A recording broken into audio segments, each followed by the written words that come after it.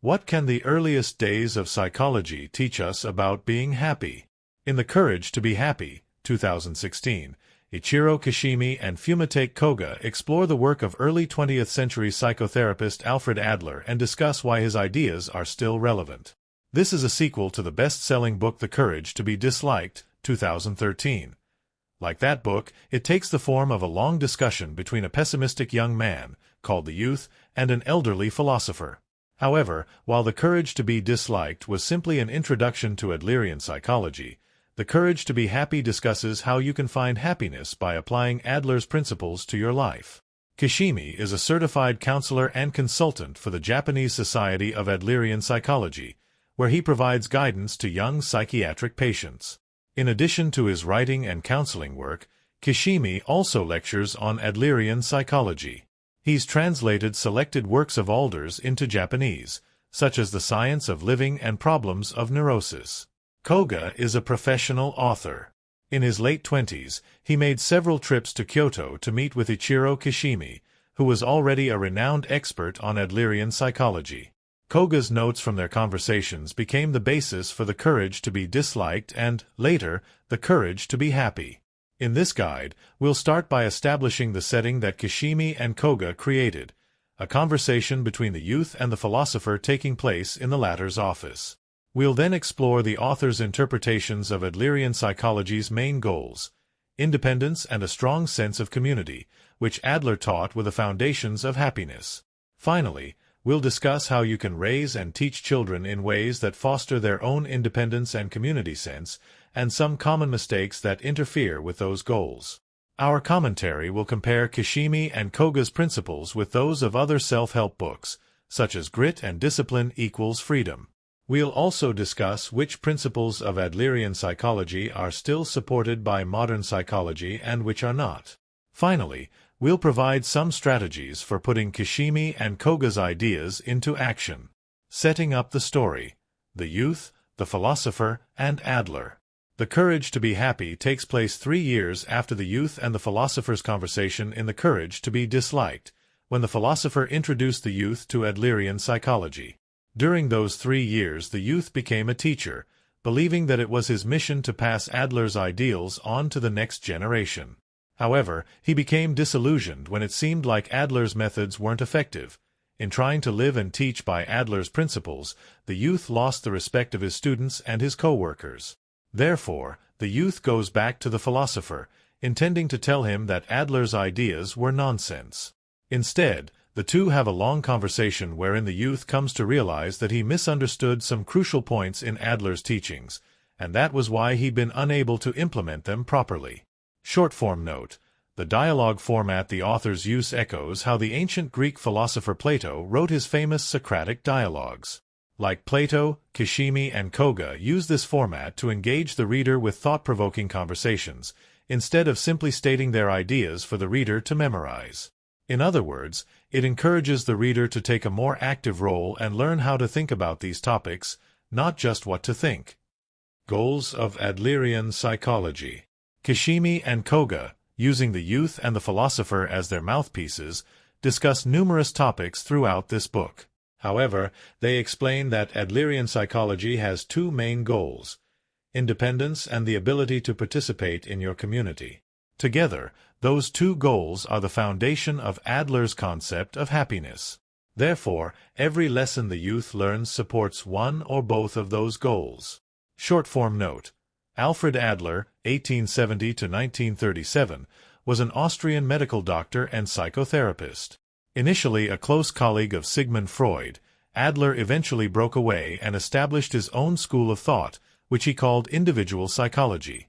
This school emphasizes the importance of understanding people as whole individuals, in contrast to, for instance, Carl Jung's theories about the various archetypes that exist in a person's subconscious.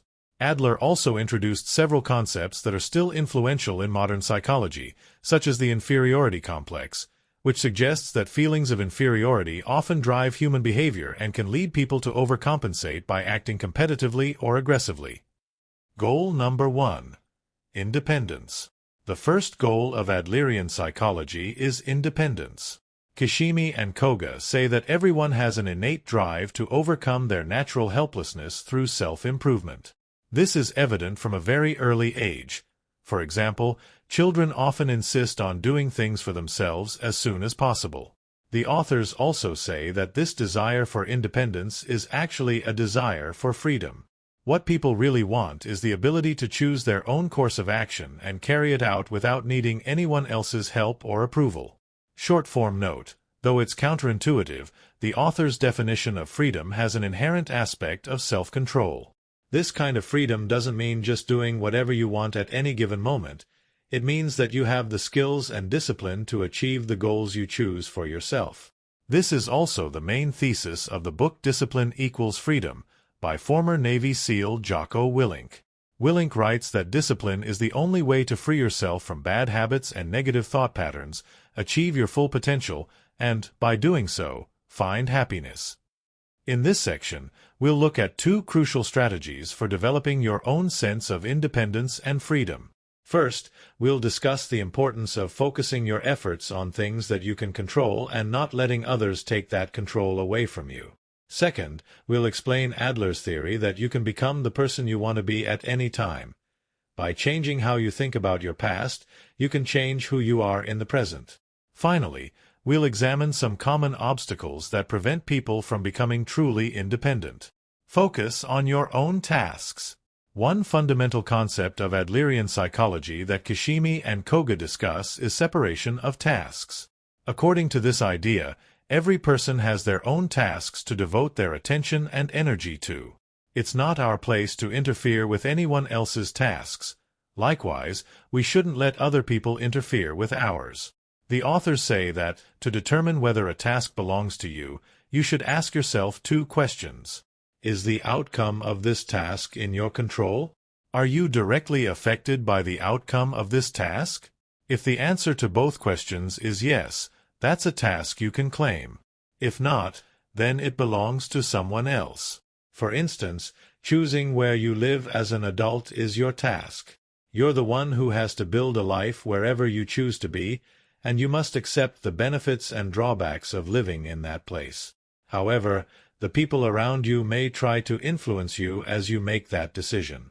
Maybe your parents don't want you to move somewhere too far away, or your friends tell you the city you're moving to is too expensive. Listen to your loved ones and consider what they say, but remember that where you'll live is ultimately your decision. Don't let others interfere with your task of making that choice. On the other hand, dealing with their feelings about you moving away is your loved one's task, not yours. This is because you can't control how other people feel, and their feelings only affect them. The answer to both of the previous questions is no, and therefore this is not something you can take responsibility for. Short-form note: focusing your energy on your own tasks, as the authors suggest, is often an effective way to let go of things you can't control, but you may find that you're still worrying about things such as the rising cost of living or the chance of a loved one getting injured. Fortunately, anything that reduces stress will help you to break out of those frightening thought patterns. To give a few examples, regular exercise, a healthy diet, and good sleep habits are all known to reduce stress and boost overall well-being, and therefore they'll help you to face what you can't control with calmness and acceptance. Strategies to reduce approval seeking. Kishimi and Koga discuss the importance of focusing on your own tasks and not letting other people interfere with them. However, this can be difficult for people-pleasers, or people who constantly seek the approval of others. Here are a few strategies that can help you to overcome people-pleasing behavior and reduce your reliance on outside approval. 1. Reflect on your past experiences. Take some time to reflect on instances of invalidation you may have experienced throughout your life, particularly during childhood. Ask yourself if you felt invisible or deprived of healthy attention and praise growing up, and consider ways you can give yourself the nurturing and validation you may have lacked. If you need additional support, consider reaching out to a mental health professional who can guide you through this process. 2. Practice self-care and self-validation. Replace excessive validation-seeking behaviors with self-soothing methods such as mindfulness meditation and yoga. Research has shown that a regular mindfulness practice can physically change the brain, enhancing decision-making, empathy, and emotional regulation.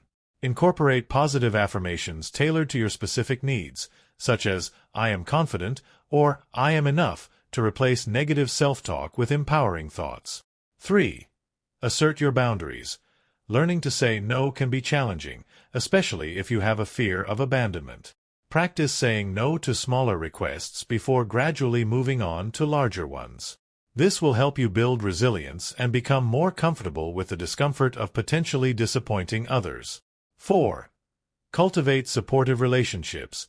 Evaluate your social networks and determine whether they're emotionally nourishing or depleting.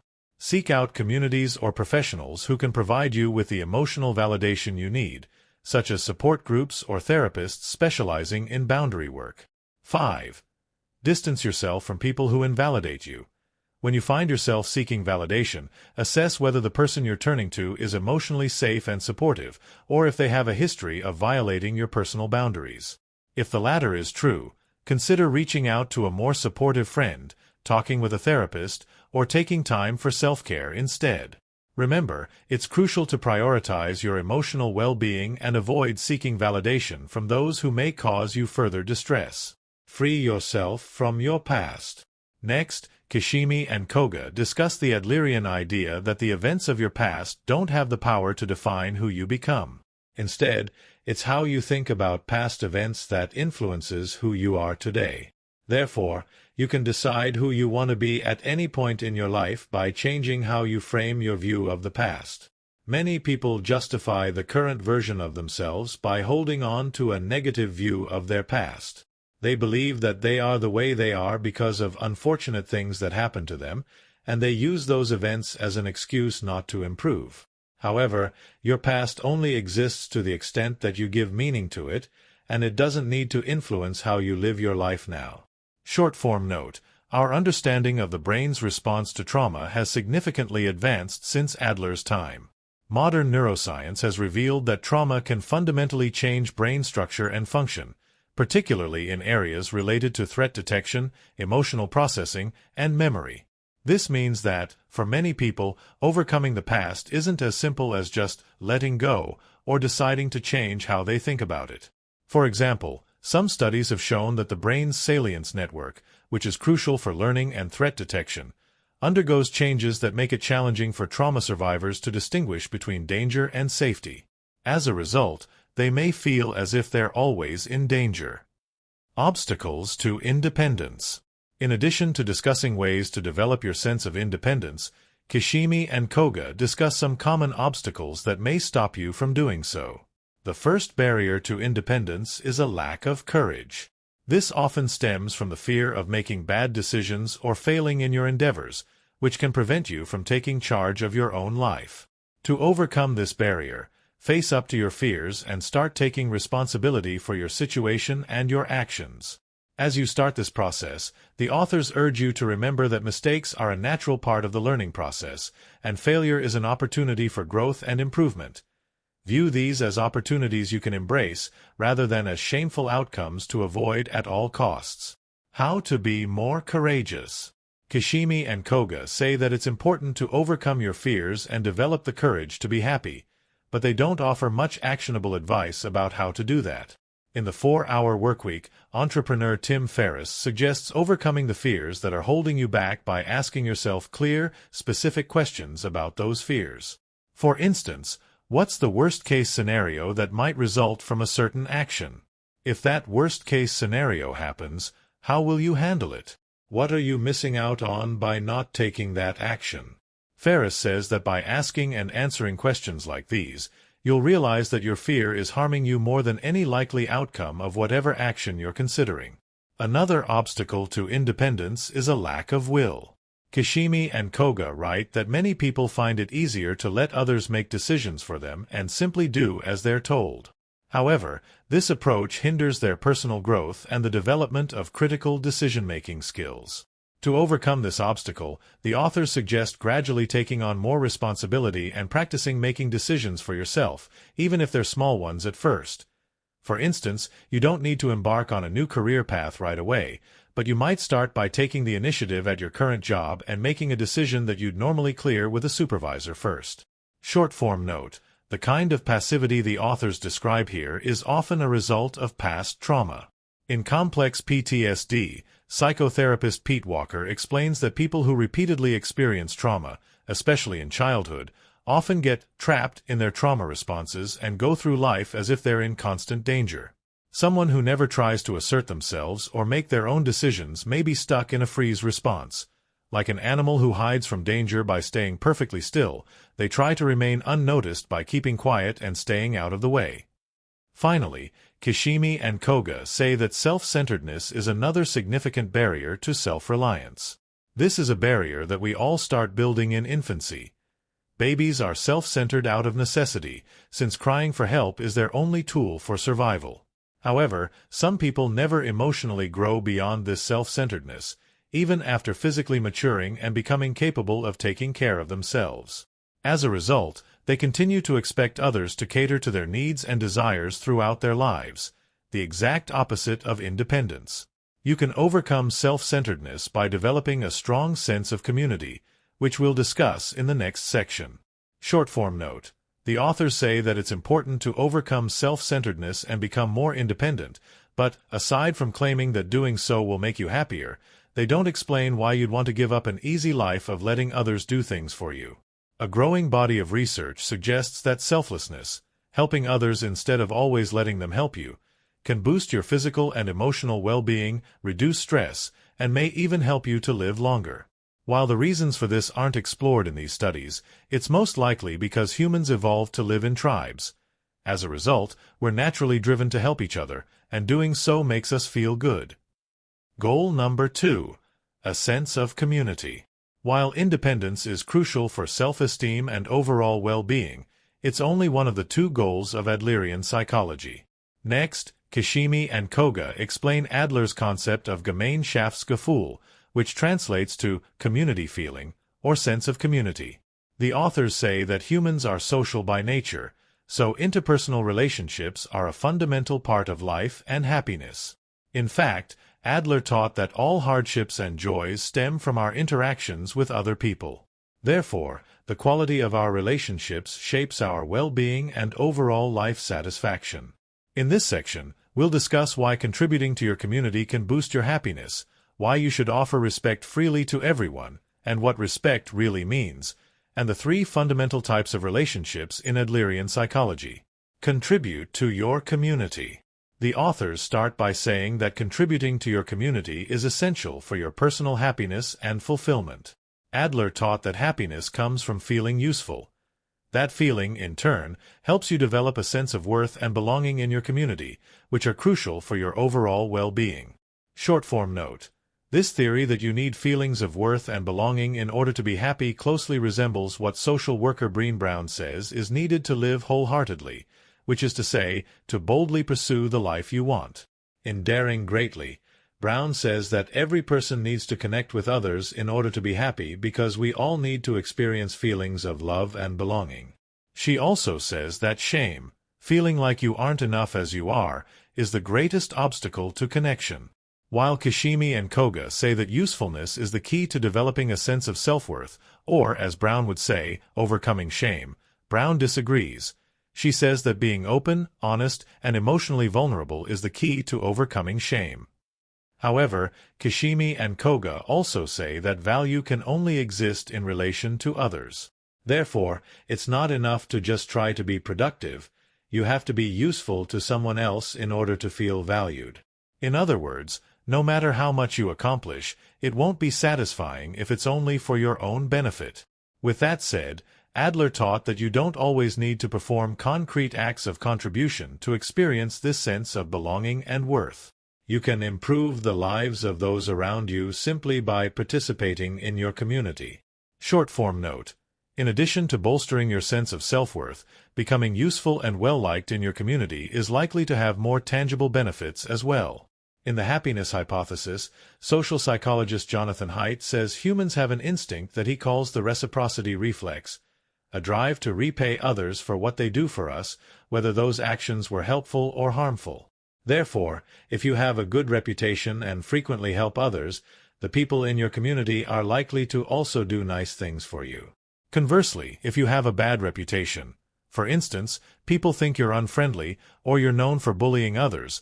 The other members of your community are likely to work against you in order to get payback. Respect others for who they are. Another important aspect of Adlerian psychology that Kishimi and Koga highlight is the free offering of respect to others. In Adlerian terms, respect that's freely given starts by recognizing someone for who they are as an individual. Once you recognize someone's individuality, you don't try to alter who they are. Instead, you accept them in their current form with no stipulations. If you try to manipulate someone to make them be different, you're not showing them respect. It may help if you consider respect to be synonymous with trust. The authors say that respecting someone means you have complete confidence in them, and therefore you don't feel any need to change or manipulate them. The authors also say that respect or trust is a choice that you make based on your willpower and courage. Respect comes from within you, not from the other person's character or abilities. This means that you can offer respect to all people, loved ones, passing strangers, co-workers, and people you'll never meet. Developing universal feelings of respect and love. This description of respect closely resembles the Buddhist practice of metta, commonly translated as loving kindness. Put simply, metta is a wish for universal health and happiness. It means respecting and caring for everyone, even people you've never met and people whom you dislike. Metta is traditionally achieved through meditation. You begin by cultivating a wish for universal health and happiness. Start by focusing on yourself, reflecting on your own innate goodness, and offering yourself wishes for peace, joy, and feelings of metta. Recognize that you, like all beings, deserve happiness and well-being. Next, expand your circle of loving-kindness to include the people closest to you. Choose a single person whose goodness is easiest for you to see, such as a child, parent, grandparent, or friend. Meditate on what you love about that person and offer them the same wish for happiness that you offered yourself.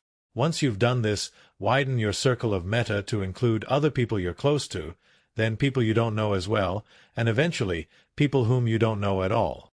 Extend your wishes for their peace, joy, and well-being, recognizing that all beings desire and deserve happiness. Nurture your fundamental relationships. To strengthen your sense of community, Kishimi and Koga say you must nurture 3 fundamental relationships: working relationships, friendships, and loving relationships. Fundamental relationship number 1. Working relationships. You can help others simply by existing and participating in your community, but what does that really mean? Adler identified 3 fundamental life tasks that each person needs to undertake in order to find happiness, but these tasks really describe different types of relationships with the people in your community. The first of these fundamental relationships is working relationships. Kishimi and Koga explain that society functions most effectively when individuals focus on their own strengths and areas of expertise. This concept is known as division of labor. For example, when you need a new car, you don't attempt to build one yourself. Instead, you buy from a manufacturer that specializes in automotive production. This allows you to focus on your own job and expertise, the ways you're best able to contribute to society, while benefiting from the skills and knowledge of others. Kishimi and Koga also say that all professions, regardless of their prestige or salary, are valuable to society. If a job exists, it means there's a societal need for that role. Therefore, there's no difference in importance between, say, the CEO of a multinational corporation and an entry-level employee at a fast food restaurant. Both people are filling necessary positions that help keep society functioning. Short-form note. The authors are understating the importance of division of labor here. It doesn't just make society more efficient, it makes our entire lifestyle possible. To illustrate this, a video from the channel How to Make Everything shows how difficult it would be to make a simple chicken sandwich if you had to do everything yourself. Between growing the wheat for flour, raising a chicken for meat, and everything else involved in making the sandwich entirely from scratch, the process took 6 months and cost $1,500. By contrast, because we live in a society with extreme specialization and division of labor, you can cheaply buy that same sandwich at any deli, or just make it at home using ingredients you bought from the grocery store. If all jobs are important, then your worth as a person isn't determined by the specific job you hold, nor even how well you perform in that role. Instead, Adler taught that your attitude is the best measure of your value as a worker. This is because your attitude ultimately determines whether people will turn to you or to one of your competitors. Remember, Adler's life tasks are really about relationships. When you approach your work with honesty and enthusiasm, you're better able to form working relationships with others, and therefore you become a valuable asset to your employer and society. For example, a salesperson who has extensive knowledge of every product their employer sells, but has an off-putting attitude that drives away potential customers, won't be very valuable to the company despite their expertise. Conversely, someone who doesn't yet know as much about the products, but is eager to learn and happy to serve customers, will be much more valuable in that role. Short-form note: recent research backs up the author's assertion that attitude has a larger impact than job skills on an employee's success. For example, the compiled results of two studies, one from 2011 and the other from 2020, show that 89% of employees who are fired within their first 18 months fail because of their soft skills rather than their job skills. Soft skills include things like an employee's willingness to learn, their ability to work on a team, and their readiness to adapt to change. In short, their attitude. Meanwhile, just 11% of those new hires lost their jobs due to a lack of competency. Fundamental relationship number 2. Friendships. Kishimi and Koga say that you learn about others and develop a sense of community through friendship, the second of Adler's fundamental relationships. Building strong friendships starts with respect for others. You have to like people for who they are, not for who you think you can turn them into. The other key component of friendship is empathy. Strive to put yourself in your friends' positions, and consider what choices you'd make and what you'd want if you were them. The authors add that, frequently, what people want in a friend is somebody who really listens to them. By demonstrating genuine interest in your friends' concerns and interests, you show them that you value them and their perspectives. It's important to note that this doesn't necessarily mean agreeing with everything your friends believe. Rather, it means respecting their ideas and opinions. Short-form note: although they don't use these terms, the authors are talking about using active listening skills and emotionally validating your friends. To be a better listener and show empathy more effectively, it's often helpful to focus on understanding and accepting your friends' emotions rather than immediately trying to fix their problems. Also, avoid interruptions, distractions, judgments, and personal agendas, and instead ask questions about how they're feeling. This shows that you're really hearing them and encourages them to further express their emotions. Respond with statements that acknowledge their emotions, express your support, and ask how you can help. Avoid comments that dismiss or minimize what they're going through. Finally, unlike working relationships, friendships are selfless and unconditional. Your connection with your friends is based on genuine fondness for one another, rather than the hope of any external benefits or rewards. By cultivating these authentic, unconditional friendships, you not only enrich your own life but also contribute to a stronger sense of community and belonging for yourself and those around you. Short-form note: the importance of friendships is well documented, but more recent research has suggested that casual acquaintances can also provide an important boost to your mental and emotional health. For instance, acquaintances might include the employees at stores you visit often. In short, the more acquaintances you have, and the more frequently you interact with them, the happier you'll be. Fundamental relationship number 3. Loving relationships. The last fundamental relationship that Kishimi and Koga discuss is love, and they say that it's the most important task in life. It's also a unique kind of task, because it belongs to you and to someone else at the same time. When you're in a loving relationship, your task is to build happiness together with your partner. Remember, Adler taught that you can't find happiness when you're focused solely on yourself. He also taught that, from infancy, our main concern is receiving love because we recognize that our survival depends on the love and care of others. Therefore, to grow as a person and find happiness, you must shift your focus from receiving love to giving love.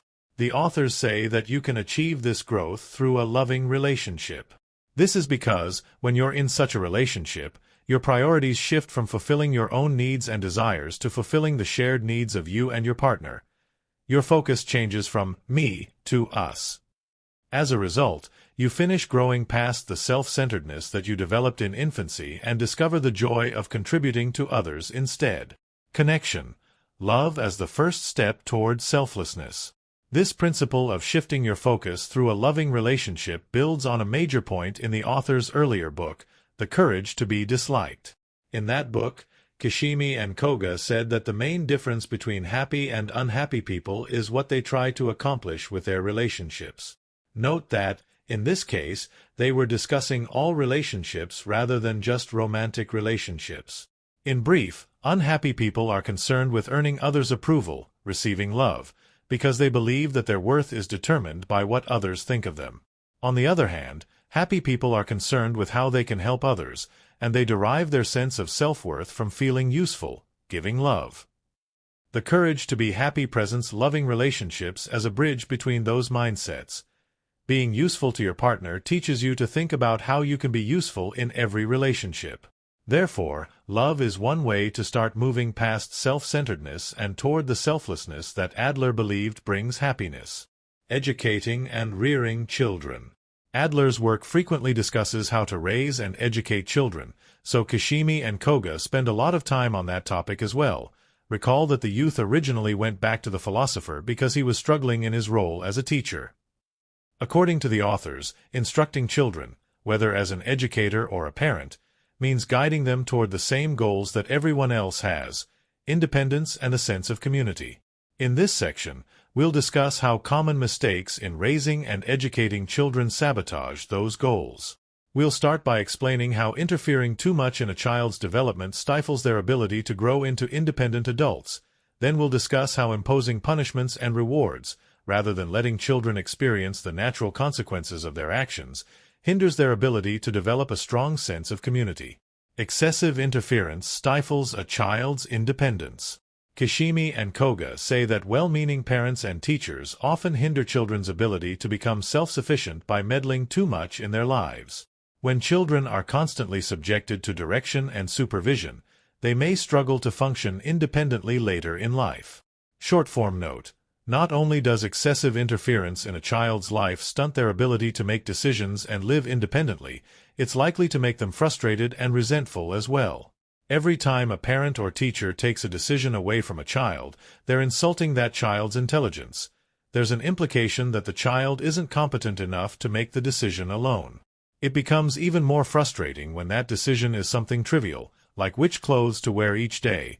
Though the adult is only trying to help, it comes across as them thinking their child is incapable of picking their own outfit. Offer children respect and guidance. To foster independence in children, it's essential to show them respect, as Adler defined it, and trust them to make their own decisions as much as possible. Children will almost certainly make mistakes along the way, but that's just part of learning. Therefore, the authors recommend that instead of just telling children what to do, you should offer guidance and support to help them make their own choices and learn from their experiences. Consider approaching your relationship with your children or students as a friendship rather than a work relationship. By treating them as equals and providing them with the tools and support they need to make informed decisions, you can help them develop the skills and confidence to become more independent. Tip: consider each child's unique needs. Another way to think about how you approach your role as a caretaker or educator is to consider whether you're supporting each child's unique needs and goals. In Grit, psychologist Angela Duckworth presents a spectrum of parenting attitudes ranging from unsupportive to supportive. She explains that unsupportive parents don't recognize their children's individuality and try to push them toward what they, the parents, would do or would want for themselves. For instance, an unsupportive parent might try to force their child to join the Boy Scouts or a sports team because it aligns with the parent's interests. This also applies to perfectionism. An unsupportive parent might demand perfect grades because they regret not working harder in school, or, conversely, they were gifted and did earn perfect grades, so they see no reason why their less gifted child can't do the same. Note, although Duckworth is specifically talking about parents, these principles are equally applicable for teachers to consider whether they're supporting their students. On the other hand, supportive parents accept their children's unique strengths, weaknesses, and interests. Therefore, supportive parents don't try to force their children to become idealized versions of themselves. Instead, they help their children toward goals and decisions that are appropriate for the children. Rewards and punishments stifle a child's sense of community. Kishimi and Koga say that, in Adlerian psychology, neither punishments nor rewards are considered good ways to influence children's behavior. There are various reasons why these approaches are ineffective, but they all stem from the idea that it's inappropriate to interfere with another person's tasks. In this case, the children's tasks of learning and growing. Remember, according to Adler, your role is to offer guidance and support so that the children in your care can reach the goals they've chosen. The problem with punishing bad behavior. Kishimi and Koga say that punishment isn't an effective way to address problematic or disruptive behavior in children. This is because, when children misbehave, they're rarely trying to cause actual harm. They're often just trying to get attention or find their place in a social setting. Since the goal of these behaviors is to receive special attention, even if it's negative, punishment and reprimands are counterproductive. To create lasting change in a child's behavior, it's crucial to uncover and address the underlying issues that motivate their actions.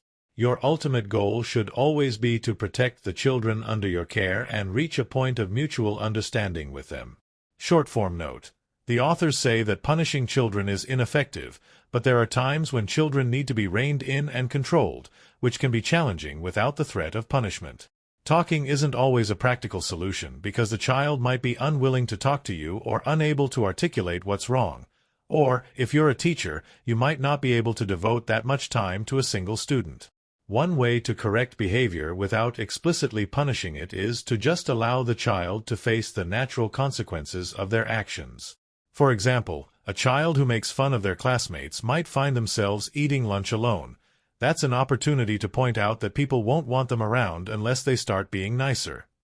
Kishimi and Koga describe some types of problematic behavior in children and what the underlying problem might be for each. Some children demonstrate positive behaviors as long as they're praised for those behaviors. However, if they don't receive praise, they'll no longer practice those positive behaviors and may start acting out instead. This is because receiving praise from an authority figure makes them feel like they have an advantageous position over their peers. But, failing that, they'll do whatever they can to keep your attention on them, and not on the other kids. You can avoid this kind of attention-seeking behavior by offering every child the kind of unconditional respect we discussed earlier. When you allow each child to be themselves and support their interests and personal goals without judgment, no child will feel the need to act out in order to stand out from their peers. Short-form note. Overcoming attention-seeking behavior will be easier if you help the child understand why they're doing it. In other words, what emotional need they're trying to fulfill. This is called emotion coaching, which means helping a child to understand and manage their own feelings. This is a skill that even many adults struggle with. For instance, in Atlas of the Heart, social worker Breen Brown says that people experience dozens of different emotions, but many of us can only recognize 3. Happiness, sadness, and anger. Helping a child build their emotional vocabulary and specifically identify what they're feeling will go a long way toward overcoming this unwanted attention-seeking behavior. The previous type of behavior was a social power struggle between kids. Another type of problematic behavior is a power struggle between a child and an adult. In these instances, the child may frequently engage in provocatory behavior and is likely to resist any guidance teachers and parents try to offer. Reprimanding the child or arguing with them will only make matters worse because you're giving in to their provocation, thereby showing that they do have power over you. Instead, focus on reasoning with the child. Help them to understand why they're acting this way, and teach them how to behave more appropriately. Short-form note. The authors say that you should try to reason with a misbehaving child, but some psychologists argue that it can be harmful to assume a child's behavior is deliberate. In many cases, their behavior is driven by emotions rather than logic. Remember that children's emotional regulation skills aren't fully developed yet. If they feel stressed or unsafe, they won't be able to work through those feelings and engage with you rationally. Therefore, before you can correct a child's behavior, you need to build trust and create an environment where they feel safe and loved. The problem with rewarding Good behavior.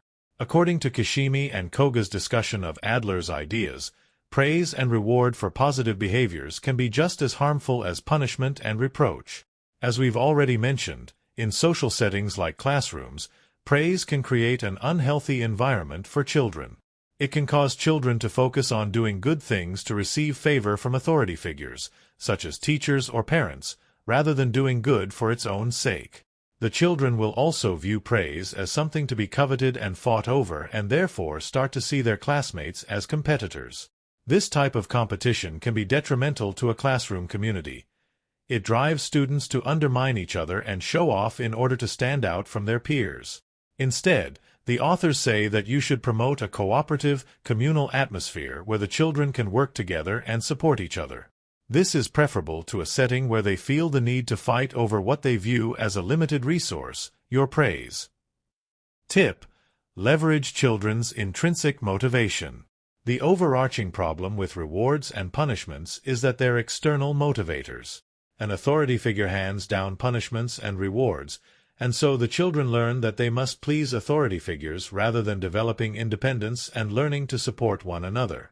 Therefore, a more effective approach may be to take advantage of the children's intrinsic motivations, their natural desires to learn and to overcome challenges. Here are a few ways you could do this. First, give children appropriate challenges, difficult enough to push their limits, but not so difficult that they give up. When an activity is just the right level of difficulty for a child, they'll develop intense motivation and focus as they work to meet that challenge. Secondly, grant children autonomy, within reason, to make their own decisions about what to do and how to do it. Involving them in the decision-making process and giving them a sense of control will greatly boost their motivation and engagement. Recall that Adler taught that people naturally strive for independence. Finally, emphasize that the learning process is more important than the outcome. Celebrate the children's efforts, creativity, and perseverance. This approach fosters resilience and an eagerness to learn, while reducing the pressure and anxiety that often accompanies a fixation on performance.